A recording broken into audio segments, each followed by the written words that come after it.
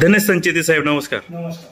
परवा माऊली खंडागळे, संतोष चव्हाण आणि भास्कर गडगे यांनी एक तुमच्यावर आरोप केला, म्हणजे तुमच्या म्हणायच्या तुमच्या भावावर, का तुमच्या भावाने इथं जुन्नरमध्ये सेलॉल बांधायचं काम घेतलं होतं, पण ते सदोष पद्धतीने केलं आणि त्याचे ते पैसे 10% होते डिपॉझिट, ते सुद्धा आता ह्या बाजार समितीने देऊन टाकलेत. ते पैसे वसूल करावा किंवा पुन्हा त्यांच्याकडून ते काम व्यवस्थित करून घ्यावा असं त्यांचं म्हणणं आहे. काय म्हणणं आहे याच्यावर तुमचं? माझा भाऊ हा पुणे येथे स्थायिक आहे. गेली सुरुवातीपासून व्यवसाय त्याचा तिथंच आहे आणि तो कुठल्याही गव्हर्नमेंटचे कॉन्ट्रॅक्टिंग किंवा नगरपालिकेचे किंवा यांचे कॉन्ट्रॅक्टिंगची कामं करत नाही. 2011 पासून त्याची स्वतःची प्रायव्हेट कामं सगळी चालतात. तो कुठल्याही कॉन्ट्रॅक्ट सिस्टीममध्ये काम करत नाही आणि असलं कुठलंही काम त्यांनी केलं नाही. जर यांनी कुणी आरोप केला असेल तर त्यांनी त्या संदर्भातली कागदपत्र समाजापुढे ठेवावी, पत्रकारांपुढे ठेवावी का हे काम त्या भावाने माझ्या केलेलं आहे आणि ती कंपनी जी आहे ती माझ्या भावाची, हे सिद्ध करावं. त्याच्याबद्दल आपलं काही दुमत नाही. चुकीचे आरोप तुमच्यावर केले जातात. 100% चुकीचे आरोप आहे. आणि त्याच्या बाबतीत जे विषय आहे सेलॉलच्या बाबतीत, ज्या कोणी कॉन्ट्रॅक्टरने ते काम केलंय त्यांनी जे टेंडर भरलं होतं आणि ड्रॉइंग प्रमाणे ते काम झालंय, त्याचं सर्टिफिकेशन आर्किटेक्टनी केलेलं आहे की ठरलेल्या ड्रॉइंग प्रमाणे ते काम झालेलं आहे. आता त्याच्यात सदोषपणा जो ते म्हणताय, तर त्याच्यात जो पुढं छज्जा केलाय शेल्टरला, तो गाडीच्या हुडला लागतोय. त्यामुळे थोडासा त्याचा वाटा वाढवण्याचं काम सुद्धा मार्केट कमिटीने मंजूर केलंय. त्याचं सँक्शन घेण्याची प्रक्रिया चालू आहे. ते झाल्यावर त्याचं तो दोष निघून जाईल. किती रुपये खर्च येईल या दुरुस्तीला? नाही, त्याचं अजून इस्टिमेट झालेलं नाही. त्याचं काम चालू आहे. ते झाल्यावर आपल्याला सांगता येईल. ते साहेब, त्या ठिकाणी सज्जाचं बांधकाम वगैरे त्या ज्या पुन्हा ठेकेदाराने केलेलं होतं, तुम्ही व्यापारी आहात, तुम्ही ते निदर्शनास आणून दिलं नाही असं? ठेकेदाराचा हा प्रश्न नाहीये. तो काम जे आर्किटेक्ट ज्याप्रमाणे डिझाईन, आम्ही त्यातले टेक्निकल माणसं, संचालक कुणीही नाही. ते आर्किटेक्टचं जे काम आहे त्यांनी ते काम केलेलं आहे. त्यांनी दिलेल्या ड्रॉइंग प्रमाणे ते डिझाईन काम झालेलं आहे का नाही हे तपासायचं काम सुद्धा आर्किटेक्टचं आहे.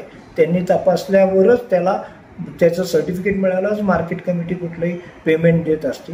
ॲक्च्युली त्याचं फायनल बिल मंजूर होऊन गेलं आणि आता त्याचं जे सिक्युरिटी डिपॉझिट 5% शिल्लक होतं त्याची त्यांनी मागणी केली. मीटिंगमध्ये विषय झाला. मागच्या मीटिंगमध्ये त्याला मंजुरी झाली आणि त्याच्यानंतर ते सचिवांनी आणि सभापतींनी ते अदा केले.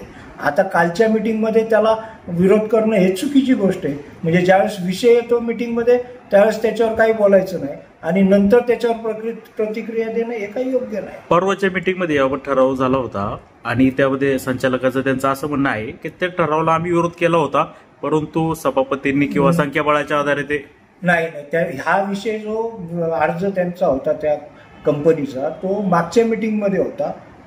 त्याच्यात तो मंजूर झाला होता आणि कालच्या मीटिंगमध्ये मागील सभेचे इतिवृत्त वाचून कायम करणे असा विषय होता. त्याच्यात तो विषय वाचला गेल्यावर मग त्यांनी त्याला विरोध करण्याचा प्रयत्न केला. ही पद्धत चुकीची आहे. ज्यावेळेस मीटिंगमध्ये एखादा विषय चालतो, ज्यावेळेस तुम्ही त्याला मंजुरी दिली आणि नंतर इतिवृत्तात त्याला विरोध दाखवणे ही गोष्ट चुकीची आहे. तुम्ही असं सांगताय की ते लोक अगोदर मान्यता देतात, ऐनवेळी विरोध करतात, काय नक्की काय अर्थकारण दडलं घ्यायचं? तो त्यांचा प्रश्न आहे. त्यांचा मला काय त्याच्याबाबतीत बोलता येणार नाही. पण त्यांचं का उद्देश आहे ते त्यांना विचारावं लागेल. त्यांनी टेंडरच्या कॉपीज घ्याव्या. त्यांनी कालच्या मीटिंगमध्ये टेंडरची कॉपी आणि ड्रॉइंग्स मागितले. सचिवांना देण्याबाबत सभापतींनी आदेश दिले. त्यांनी ते पाहावं, त्याच्यातला कुठला दोष येतो निदर्शनास आणून द्यावा. मग आपण आर्किटेक्टला विचारू शकतो ना का बा हे कसं चुकलंय किंवा हे चुकीचं झालंय. चुकीचं झालं असेल तर त्या कंपनीकडनं दुरुस्ती करून घ्यावी लागेल. तुम्ही अनेक वर्ष संचालक आहात आणि व्यापारी म्हणून नावलौकिक देखील आहे. तुम्हाला माहित नाही का ते ठेकेदार कोण होतं वगैरे काय? पुण्याची कोण निखिल कन्स्ट्रक्शन म्हणून कंपनी होती. ते स्वतः काम करत होते का कसं? ते आता तो विषय माही कसं लक्षात घेऊ. आता पुण्याच्या त्या प्रत्येक माणसाला मी थोडी ओळखतो. उद्या त्यांचा कोण माणूस येऊन इथं मॅनेजर येऊन किंवा एखादा साईटचा इंजिनियर येऊन काम करू शकतो ना. आता तिथं त्या ठिकाणी काही थोडंसं काही सदोष झालेलं आहे थोडंसं बांधकाम, तर त्यावर तुमचं काय म्हणणं आहे की ती चूक नक्की कुणाची? बांधकामात कुठली सदोषपणा नाहीये. त्याच्या जे काम झालंय आता ड्रॉइंग, आता जर जमीन लेवल कमी जास्त असते, आता त्या शेडच्या बाबतीत जर पाहिलं तर जे पश्चिमेच्या बाजूनी गाड्या बरोबर लागतात, पण पूर्वेच्या बाजूला जर गेले तर तिथं जमीन खाली आहे. त्यामुळे तिथं उंची वाट्याची जास्त झाली. आता त्याच्यासाठी खाली जमिनीची उंची वाढवायला लागेल, म्हणजे ती जागेची जी दोष आहे त्या जमिनीचा जो चढ उतारपणा आहे त्याच्यामुळे तसा प्रॉब्लेम आहे. आर्किटेक्चरने ह्या सगळ्या गोष्टीचं बघूनच ड्रॉइंग करावं लागत होतं. नाही, प्लेन जी असती ना ती एकसारखीच ठेवावी लागते.